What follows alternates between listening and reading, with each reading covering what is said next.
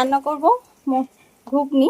তো আমি মটর ডালটাকে আর আলুটাকে আগে প্রেসার কুকার সিটি মেরে নিয়েছি দুটো।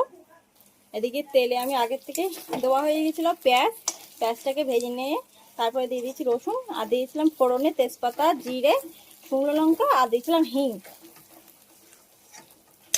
রসুন ভাজা ভাজা হয়ে গেছে, এবার দিয়ে দিয়েছি জিরে আর আদা বাটা। আদা জিরাটাকে আজকে একসাথে বেটে নেওয়া হয়েছে।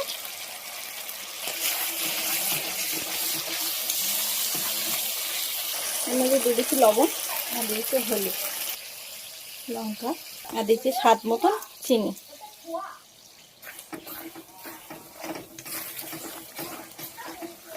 মশলাতে তেল ছেড়ে দিয়েছি, এবার দিয়ে দিচ্ছি 1 প্যাকেট পুরো মিট মশলা। মশলাতে তেল ছেড়ে দিয়েছে, এবার দিচ্ছি মটর সেদ্ধটাকে। আলু সেদ্ধটাকে এদিকে রেখে দিয়েছি, এখন দেইনি। এবার দিয়ে দিচ্ছি আলু সেদ্ধটাকে, এবার দিয়ে দিচ্ছি জল।